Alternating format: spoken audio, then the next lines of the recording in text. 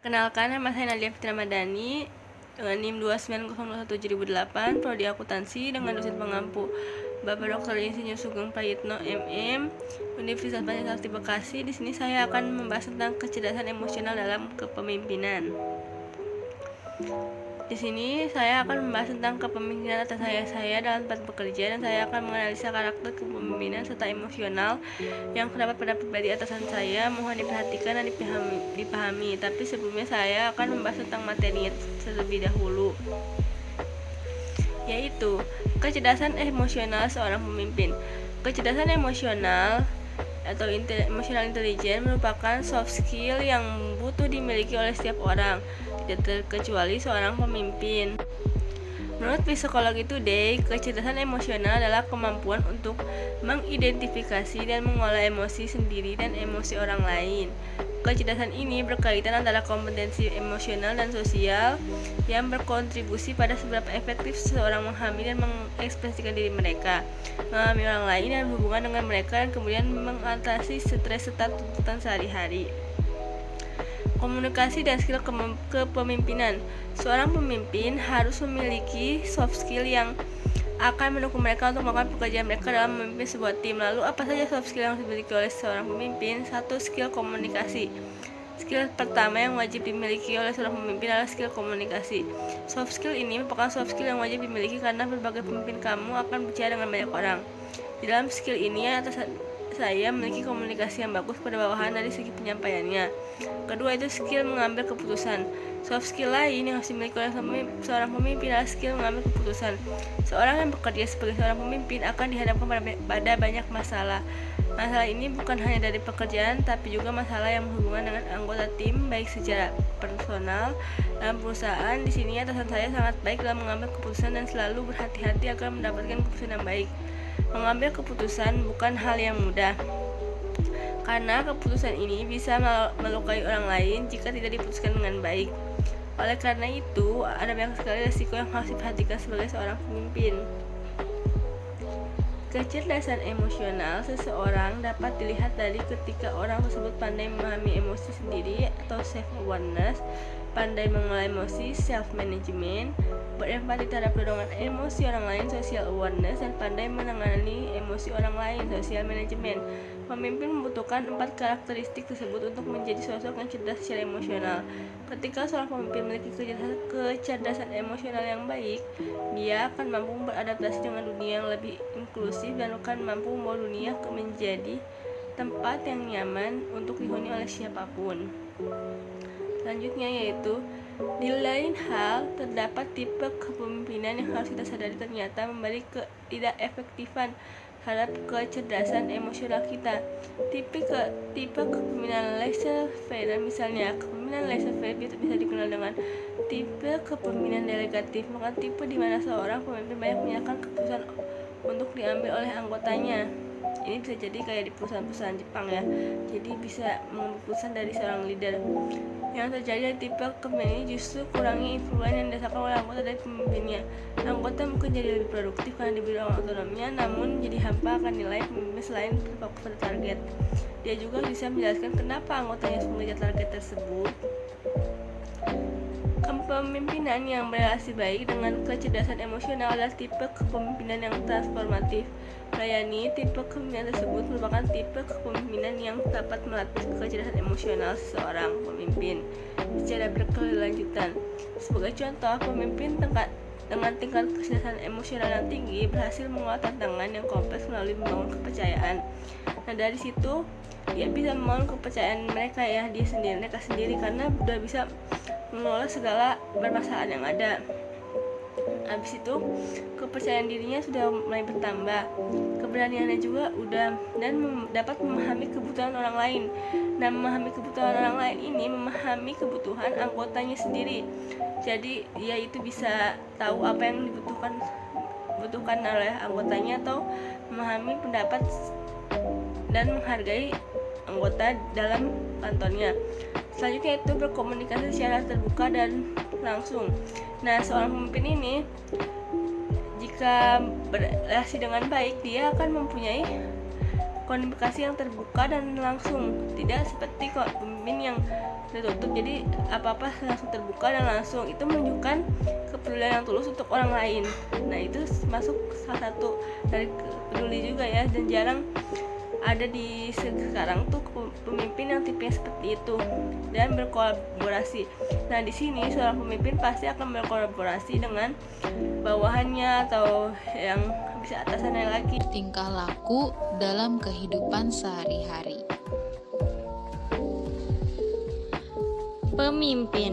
Pemimpin adalah seorang pribadi yang memiliki kecakapan dan kelebihan, khususnya kecakapan atau kelebihan di satu bidang, sehingga dia mampu mempengaruhi orang-orang lain untuk bersama-sama melakukan aktivitas-aktivitas tertentu demi pencapaian satu atau beberapa tujuan.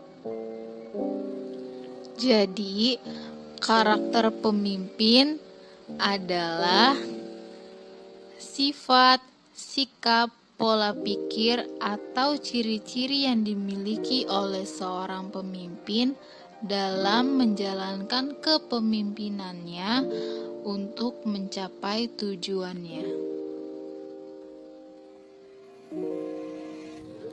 Jadi, apa pengaruh kecerdasan emosional terhadap pembentukan karakter seorang pemimpin?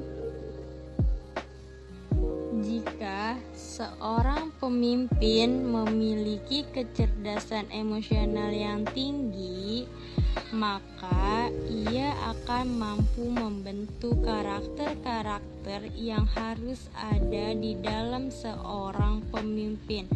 Nah, jadi karakter-karakter kepemimpinan yang dapat terbentuk jika seorang pemimpin memiliki kecerdasan emosional yang tinggi, yaitu kesadaran diri. Kesadaran diri terdiri dari kesadaran diri emosional, dapat membaca diri dan mengenali dampaknya, menggunakan insting, nyali untuk memandu pembuatan keputusan. Yang kedua, penilaian diri, yaitu secara akurat dapat mengukur kekuatan-kekuatan dan keterbatasan diri sendiri. Yang ketiga, kepercayaan diri, yaitu perasaan akan harga diri dan kemampuan diri yang baik. Selanjutnya ada manajemen diri, terdiri dari yang pertama, kendali diri emosi, yaitu mengendalikan emosi dan gerak hati yang mengganggu. Yang kedua, transparansi, yaitu menunjukkan kejujuran dan integritas terpercaya. Yang ketiga, pencapaian, yaitu hasrat untuk memperbaiki performa untuk mencapai standar keunggulan diri. Yang keempat, ada stabilitas, yaitu maksudnya bisa fleksibel dalam mengatasi perubahan. Yang kelima, inisiatif, yaitu kesiapan untuk bertindak dan mengambil keputusan. Dan yang keenam, ada optimisme, yaitu selalu melihat sisi baik setiap kejadian. Selanjutnya adalah kesadaran sosial. Kesadaran sosial terdiri dari yang pertama, empati. Empati adalah merasakan emosi orang lain, memahami perspektif mereka, dan berminat dengan urusan mereka. Yang kedua, kesadaran organisasi, yaitu dapat membaca arus, jaringan pembuat keputusan dan politik pada tingkat organisasi. Yang ketiga, pelayanan, yaitu mengenali dan memenuhi kebutuhan para anggota. Selanjutnya yang terakhir adalah manajemen hubungan. Manajemen hubungan terdiri dari pengaruh, yaitu dapat menggunakan teknik persuasif yang efektif. Yang kedua, manajemen konflik, yaitu dapat menyelesaikan perselisihan yang timbul dengan baik. Yang ketiga, inspiratif atau dapat memandu dan memotivasi dengan pandangan yang mendorong. Selanjutnya, katalis perubahan, yaitu seseorang yang mampu memulai, mengatur, dan memimpin jalan ke arah yang baru. Selanjutnya, membangun ikatan, yaitu menebar dan mempertahankan jaringan atau hubungan yang ada. Dan yang terakhir adalah kolaboratif, atau mengedepankan kerjasama dan membangun. Selanjutnya yaitu pentingnya kecerdasan emosional dalam kepemimpinan. Banyak bukti yang telah menunjukkan adanya hubungan yang jelas antara suasana hati seseorang dan berbagai aspek kinerjanya seperti kerja tim, kreativitas, pengambilan keputusan, dan kinerja tugas. Suasana hati negatif dapat menguras energi dan mencegah orang untuk melakukan yang terbaik. Sedangkan adanya emosi positif yang merupakan penurunan emosi negatif seperti kesedihan, kemarahan, kegelisahan, dan ketakutan dapat memungkinkan individu untuk melakukan hal yang terbaik dari kemampuan mereka. Gaya kepemimpinan terkandung model perilaku seorang pemimpin untuk mempengaruhi yang lain, dan para pemimpin yang mampu mempengaruhi orang-orang yang dipimpinnya agar taat atas segala sesuatu yang diperintah bergantung pada gaya kepemimpinannya. Jika model kepemimpinan yang diaplikasikan mampu mengarahkan dengan tepat ke arah tujuan organisasi dengan aspek yang diharapkan oleh setiap individu atas pekerjaannya, semakin tinggi kepuasan kerjaannya. Efektivitas kepemimpinan. Terdapat dua faktor yang bisa mempengaruhi emotional intelligence seorang, yaitu secara psikis dan fisik. Lalu secara psikis diantaranya seperti lingkungan keluarga dan lingkungan keluarga. Sedangkan secara fisik terletak di bagian otak, yaitu pada sistem limbik dan konteks. Seorang leader yang memiliki emotional intelligence yang tinggi maka akan mempunyai naluri bertahan hidup sebagai pemimpin yang lebih besar, dan kemampuan yang mereka punya untuk mengatasi serta juga memecahkan masalah secara spontan. Inilah hal yang merupakan sebuah kualitas seorang leader yang penting dimiliki, terutama dalam lingkungan kerja yang profesional. Alasan seorang leader perlu mengendalikan emosi yaitu karena seorang leader yang stabil secara emosi pasti bisa menghindari atau menghalau rasa bimbang, galau, dan bisa mampu menangani sesuatu yang tidak terduga terjadi. Inilah yang menjadikan seorang leader harus tetap menyeimbangkan diri dan mampu menjaga kestabilan dirinya. Selanjutnya yaitu inti dari seorang pemimpin harus mempunyai kecerdasan dan memiliki integritas yang tinggi, karena pada integritas dan emotional intelligence, seorang leader merupakan kunci utama yang harus dipunyai oleh setiap leader agar mampu membawa pengaruh dan dampak positif bagi orang lain dan mampu menghasilkan karya yang berkualitas tinggi, produktivitas kinerja efektif yang selalu melebihi atau melampaui target, dan prestasi yang luar biasa. Kesimpulannya, seorang pemimpin dalam menjalankan kepemimpinannya dalam suatu organisasi membutuhkan banyak hal yang penting. Salah satunya adalah kecerdasan. Kecerdasan merupakan suatu yang sangat dibutuhkan dalam menentukan keberhasilan dan efektivitas seseorang. Kecerdasan emosional mengacu pada kemampuan seseorang untuk memahami, mengidentifikasi, dan berhasil mengelola emosi dalam diri mereka sendiri dan orang lain. Terus bisa juga pemimpin yang memiliki EI tinggi dianggap lebih efektif oleh rekan kerja dan bawahannya. Kehadiran emosi penting dalam kepemimpinan. Salah satu alasannya adalah pemimpin yang memanfaatkan dan mengarahkan kekuatan emosi pengikutnya untuk meningkatkan kepuasan diri, moral, dan motivasi, akan mendapatkan hasil yang lebih baik dan meningkatkan efektivitas organisasi secara keseluruhan.